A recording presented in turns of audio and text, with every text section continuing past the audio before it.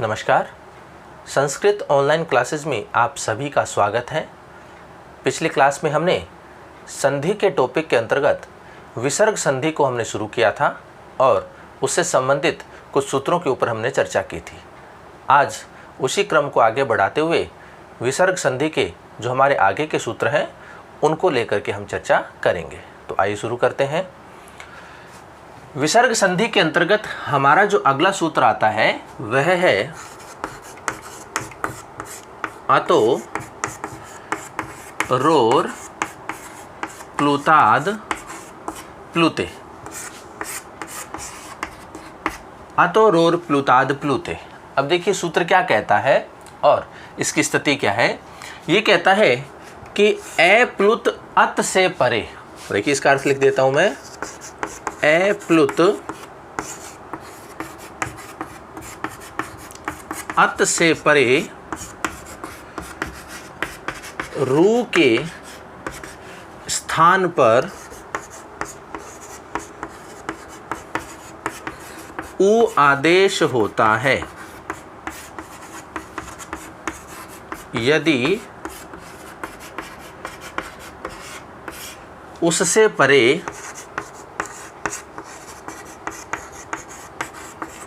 ए प्लुत अत हो। अब देखिए स्थिति क्या है। ए प्लुत अत, यहां इससे तात्पर्य है ह्रस्व ए से। ए प्लुत अत से परे रू के स्थान पर। अब इसका मतलब हुआ है से परे, मतलब ए के बाद में क्या मिलेगा हमें, रू मिलेगा। के स्थान पर उ आदेश होता है, तो इस रू के स्थान पर हम क्या आदेश करेंगे, उ आदेश करेंगे। यदि उससे परे, इसका मतलब है इस रू से परे ए प्लुत अत हो, तो इसका मतलब है यहाँ भी क्या हो, हमें ह्रस्व ए दिखाई दे। अब देखिए स्थिति किस प्रकार से बनेगी। ये दो शब्द होते हैं हमारे पास। विसर्ग संधि के अंतर्गत हमें या तो विसर्ग मिलता है या रू मिलेगा या रे मिलेगा या फिर हमें से मिलता है। तो ये स्थिति है। तो अब यहाँ देखिए स्थिति क्या है। ये तो है हमारा पहले वाला शब्द और ये है हमारा दूसरे वाला शब्द का पहला अक्षर। तो ये स्थिति मिलेगी हमें पहले वाले शब्द के अंतर्गत। इसका मतलब है रू मिलेगा सबसे अंत में और उससे पहले क्या मिलेगा, हमें ए दिखाई देगा। और दूसरे वाले शब्द का पहला अक्षर क्या दिखाई देगा, हमें ए दिखाई देगा। यदि ऐसी स्थिति होती है तो इस रू के स्थान पर हम क्या कर देंगे, उ आदेश कर देंगे। यही कहता है हमारा अतो रोर प्लुताद प्लुते, कि ए प्लुत अत से परे रू के स्थान पर उ आदेश होता है यदि उससे परे ए प्लुत अत हो तो। यहाँ स्थिति इस प्रकार से होगी। पहले वाले शब्द के अंत में हमें रू मिलेगा और उस रू से पहले हमें ए दिखाई देगा और दूसरे वाले शब्द का पहला अक्षर हमें ए दिखाई देता है। तो ऐसी स्थिति यदि हमारे पास होगी तो इस रू के स्थान पर इस सूत्र की सहायता से हम क्या कर देंगे, उ आदेश कर देंगे। देखिए उदाहरण से समझते हैं इसी बात को।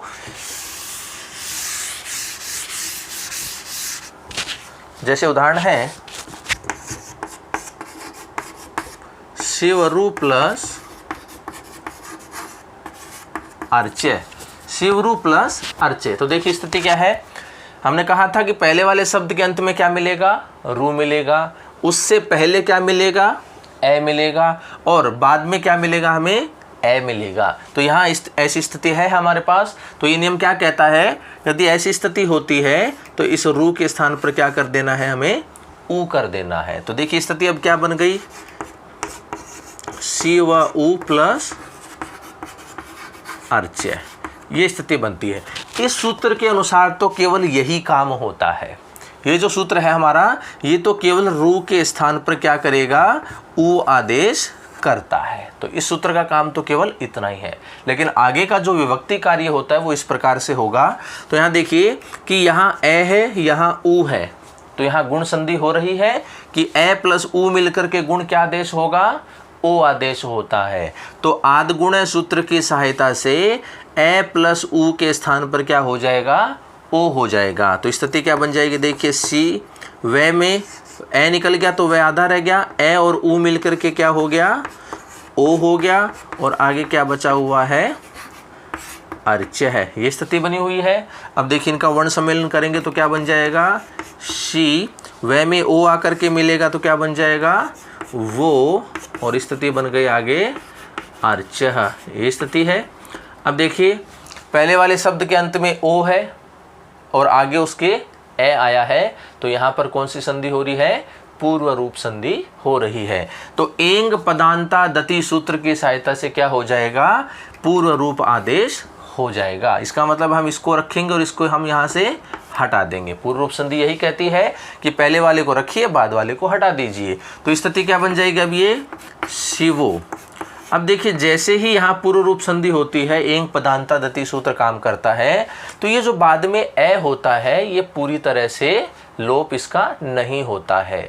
चंपक पुष्पक न्यायेन जो हमारा नियम आता है उससे क्या होगा कि ये जो ए होता है ये किस में बदल जाता है, अवग्रह में बदल जाता है। तो यहाँ पूर्व रूप संधि हमने कर दी, ओ को हमने रख लिया, ए को हम हटाएंगे, लेकिन चंपक पुष्पक न्यायन से ये जो ए होता है ये अवग्रह में बदल जाता है। तो इसके स्थान पर क्या आ जाएगा, अब अवग्रह आ जाएगा। तो ये देखिए ए के स्थान पर अवग्रह आ गया। अब जो बचा हुआ है उसको हम वैसा का वैसा लिख देंगे।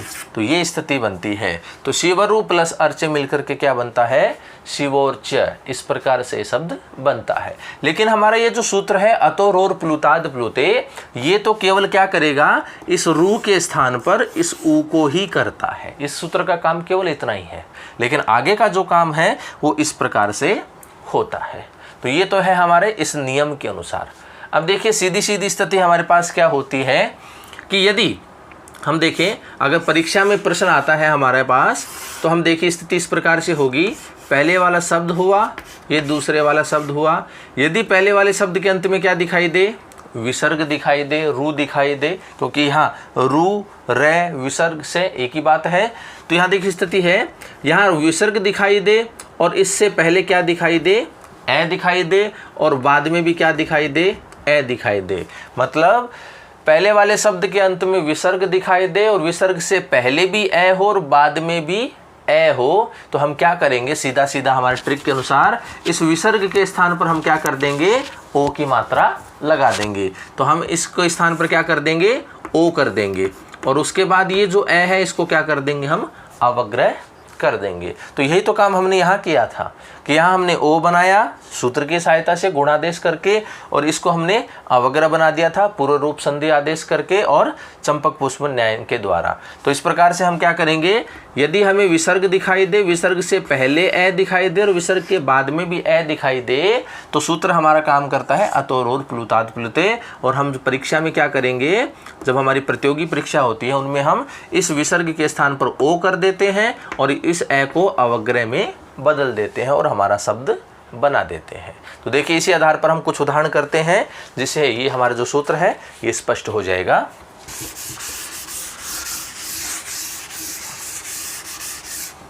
जैसे हमारे पास उदाहरण है देवः प्लस अत्र।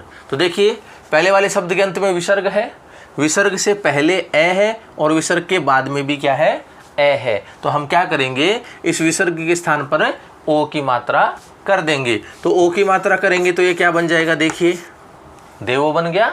और ये जो आगे ए होता है इसको हम किस में बदल दें, अवग्रह में बदल दें, और आगे क्या कर देंगे, त्र, जो बचा हुआ है। तो हमारा शब्द क्या बन गया, देवोत्र।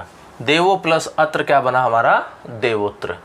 अगर हम नियम से बनाएं तो देखिए इसी शब्द को हम नियम से क्या बनाएंगे, क्योंकि हमारे पास यहाँ पहले क्या होगा, रू होगा, हमारे पास यहाँ क्या स्थिति होगी, हमारी रू होगी। तो हमारा अतोरोर प्लुताद प्लुते क्या करेगा, इस रू के स्थान पर क्या कर देगा, ऊ कर देगा। अब जो बचा हुआ है हम उसको वैसा का वैसा लिख दें, ये स्थिति बनी। अब देखिए यहाँ ए है, यहाँ पर ऊ है, दोनों के मध्य में गुण संधि हो रही है। तो आद गुण सूत्र की सहायता से हम क्या कर देंगे, ए प्लस ऊ को क्या कर देंगे, ओ कर देंगे। अब जो बचा हुआ है उसको वैसा का वैसा लिख दिया। वर्ण सम्मेलन करेंगे तो ये क्या बन गया, देवो प्लस अत्र, ये स्थिति बनी। अब यहाँ पर पूर्व रूप संधि हो रही है, तो पूर्व रूप में हम पहले वाले को रखते हैं, ये रख दिया, बाद वाले को लोप करते हैं। तो यहाँ पर जो बाद में ए होता है ये पूरी तरह से लोप नहीं होता है, और चंपक पुष्पक न्यायन नियम से हम क्या कर देते हैं, इस ए को अवग्रह में बदल देते हैं और बाकी जो बचा है उसको वैसा का वैसा लिखते हैं। तो देखिए वही शब्द बना देवोत्र, जो हमने हमारे जो ट्रिक था उसके अनुसार हमने उसको बनाया था। और उदाहरण देखिए इसके, नृपः प्लस एवदत्, यह प्लस अपि, देवः प्लस अधुना, बालकः प्लस एवदत्, रामः प्लस अस्ति, सह प्लस अपि। तो देखिए हमारे सामने कुछ उदाहरण हैं, इनको हम हमारे नियम से बनाते हैं।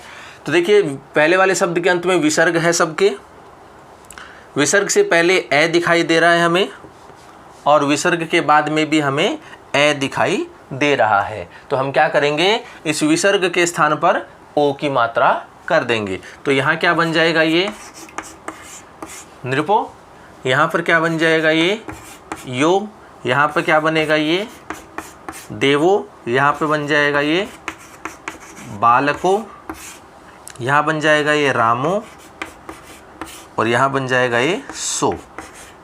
बन गया पहले वाले शब्द का। अब देखिए आगे जो ए होता है इसके स्थान पर हम अवग्रह का निशान लगा देंगे। तो ये सबके सामने क्या लग गया, अवग्रह लग गया। अब जो बचा हुआ है उसको हम वैसा का वैसा लिख देंगे। तो यहाँ पर आ गया वदत, यहाँ पे आ गया पी, यहाँ पे आ गया धुना, यहाँ पे आ गया वदत, यहाँ पे आ गया स्ति और यहाँ पे आता है पी। तो देखिए हमारे ये शब्द बनते हैं। नृपः प्लस एवदत मिलकर के क्या बनेगा, नृपो वदत, यह प्लस अपि योपि, देवः प्लस अधुना देवो धुना, बालकः प्लस एवदत बालको वदत, रामः प्लस अस्ति रामोस्ति और सह प्लस अपि सोपि। तो इस प्रकार से हमारा ये शब्द बनता है। तो ये सूत्र था हमारा अतो रोर प्लुताद प्लुते, कि ए प्लुत अत से परे रू के स्थान पर उ आदेश होता है यदि उससे परे भी ए प्लुत अत हो तो। तो यहाँ ये जो सूत्र है हमारा, इस सूत्र का काम तो रू के स्थान पर उ करना होता है, लेकिन प्रतियोगी परीक्षा में हमें इस प्रकार के उदाहरण देखने को मिलते हैं। तो जो हमने हमारे जो ट्रिक था उसके अनुसार हमने इन शब्दों को सीधा सीधा ही बना लिया है। तो ये था सूत्र हमारा अतो रोर प्लुताद प्लुते। अगला सूत्र देखिए हमारा,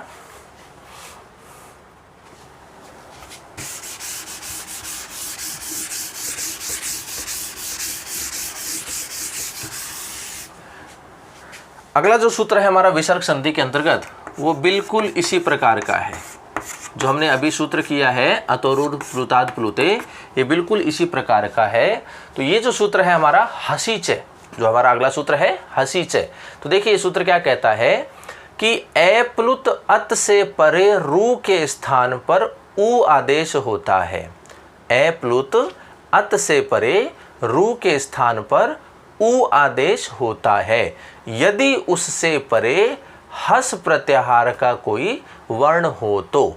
अब देखिए अंतर कहाँ है, पहला वाला जो सूत्र था हमारा अतोर और प्लुताद प्लुते, उसमें भी पहले वाले शब्द में क्या था कि अंत में रू होता था और उससे पहले ए होता था। यहाँ भी ऐसी स्थिति है कि पहले वाले शब्द के अंत में हमें रू मिलेगा और उससे पहले हमें ए मिलेगा।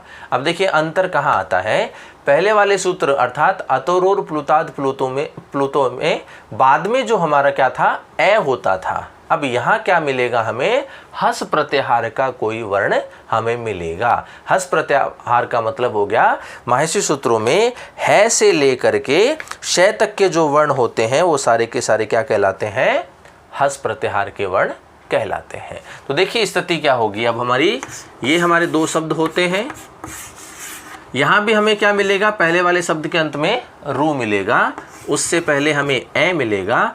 अब यहाँ क्या मिलेगा हमें, हस प्रत्याहार का वर्ण मिलेगा। अब ये स्थिति होती है। अब देखिए हस प्रत्याहार का मतलब क्या हुआ, प्रत्येक वर्ग का तीसरा, चौथा और पांचवा वर्ण। प्रत्येक वर्ग का तीसरा अक्षर, चौथा अक्षर और पांचवा अक्षर, और साथ में होता है य, व, र और ल। ये वर्ण सारे क्या कहलाते हैं, हस प्रत्याहार के वर्ण कहलाते हैं। तो स्थिति क्या होगी कि पहले वाले शब्द के अंत में रू होगा, उससे पहले ए होगा, उसके बाद में इन वर्णों में से कोई भी एक वर्ण यदि होता है तो इस रू के स्थान पर हम क्या कर देते हैं, ऊ कर देते हैं। तो यहाँ पर स्थिति वही बनेगी, रू के स्थान पर ऊ आदेश होता है। तो देखिए उदाहरण से इसी चीज को हम सब स्पष्ट करते हैं। जैसे उदाहरण है हमारे पास शिवरु प्लस वंध्य, शिवरु प्लस वंध्य। अब देखिए स्थिति क्या है, पहले वाले शब्द के अंत में रू है, उससे पहले हमारे पास ए है, और अब देखिए रू के बाद में क्या आया है, व आया है। तो व जो होता है वो हस प्रत्याहार में आता है, क्योंकि प्रत्येक वर्ग का तीसरा, चौथा, पांचवा अक्षर है, और य, व, र, ल ये सारे अक्षर क्या होते हैं, हस प्रत्याहार के वर्ण होते हैं। तो देखिए यहाँ व आ गया, तो इसका मतलब हमारे पास हस प्रत्याहार का वर्ण है। तो अब हम नियम से क्या करेंगे, इस रू के स्थान पर क्या कर देंगे, ऊ कर देंगे। तो स्थिति क्या बन गई, देखिए अब शी व प्लस ऊ और प्लस वंध्य, ये स्थिति बन गई। अब देखिए यहाँ ए है, यहाँ पर ऊ है, वही गुण संधि हो रही है हमारी। आदि गुण सूत्र की सहायता से हम ए प्लस ऊ को क्या कर देंगे, गुण ओ आदेश कर देंगे। तो ये स्थिति बन गई, शी व ए और ऊ को स्थान पर ओ आदेश हो गया, और ये वंध्य इस प्रकार से बचा हुआ है। अब हम इनका करेंगे वर्ण सम्मेलन। तो देखिए शब्द क्या बन गया हमारा, शिवो वंध्य, ये हमारा शब्द बन गया। अब यहाँ किसी प्रकार का परिवर्तन बाद में नहीं होगा, क्योंकि व्यंजन अक्षर है, तो ये ऐसा का ऐसा ही रहेगा। ये जो सूत्र है हसीचय, ये कहता है कि ए प्लुत अत से परे रू के स्थान पर ऊ आदेश होता है यदि उससे परे हस प्रत्याहार का कोई वर्ण हो तो। यहाँ पर ये स्थिति हमें देखने को मिली, रू के स्थान पर हमने क्या कर दिया, ऊ कर दिया। इस सूत्र का काम केवल यहीं तक होता है, इसने भी रू के स्थान पर ऊ कर दिया। अभी आगे का जो काम है ये विभक्ति कार्य में शामिल होता है, जो कि हमने आद गुणे से गुणादेश किया, और फिर हमने उसको वर्ण सम्मेलन उसका करके शिवो वंद्य इस प्रकार से शब्द हमने बनाया है। तो देखिए हसीचा सूत्र काम करेगा, तो हम क्या करेंगे, ये स्थिति बनेगी। प्रतियोगी परीक्षा में प्रश्न इसी प्रकार से पूछा जाएगा कि पहले वाले शब्द के अंत में क्या मिले, विसर्ग मिले, उससे पहले क्या मिलेगा, ए मिलेगा, और बाद में क्या मिलेगा, हस प्रत्याहार का कोई वर्ण यदि मिलता है तो इस विसर्ग के स्थान पर हम सीधा सीधा क्या कर देंगे, ओ कर देंगे, अर्थात ओ की मात्रा हम वहाँ पर लगा देंगे, और वो हमारा जो शब्द है वो हमारा बन जाएगा। तो देखिए उदाहरण से हम इसको स्पष्ट करते हैं। हमारे पास उदाहरण है स्वतः प्लस जायते, स्वतः प्लस जायते। तो देखिए पहले वाले शब्द के अंत में क्या आया, विसर्ग आ गया, उससे पहले क्या आ गया, ए आ गया, और उसके बाद में क्या आया है, जय। जय कितने नंबर का अक्षर है, तीसरे नंबर का, इसका मतलब ये हस वर्ण है। तो अब हम क्या करेंगे, इस विसर्ग के स्थान पर सीधा सीधा ओ की मात्रा कर देंगे। तो देखिए क्या बन जाएगा, ये बन गया स्वतो, और आगे क्या है, जायते। तो ये हमारा शब्द बन गया स्वतः प्लस जायते, क्या बना हमारा, स्वतो जायते। तो हम विसर्ग के स्थान पर सीधा सीधा ओ कर देंगे। तो देखिए और उदाहरण है हमारे पास, उनको हम बनाते हैं इसी प्रकार से। गजः प्लस गच्छति,